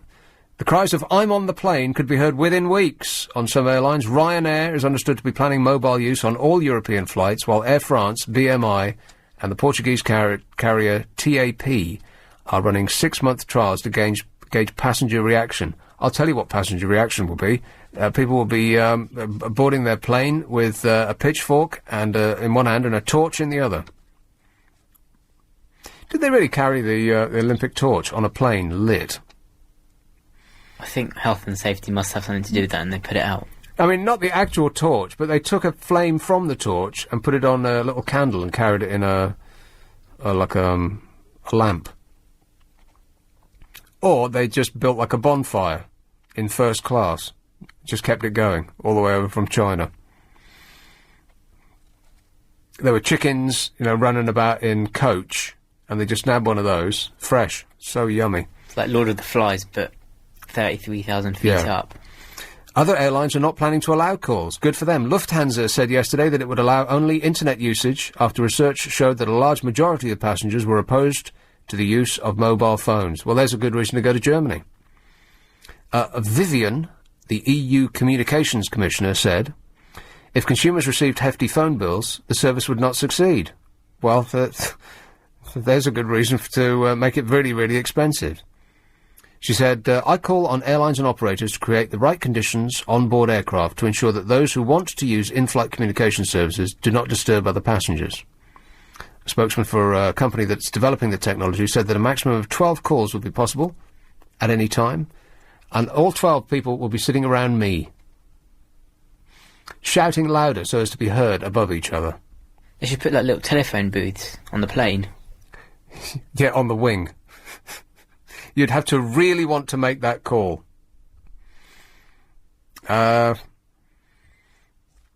It would work by placing a miniature phone mast on the aircraft, which will relay mobile signals direct to a satellite rather than to the ground. This would keep the strength of each signal low enough to reduce the possibility of interference with the aircraft controls, according to the EU.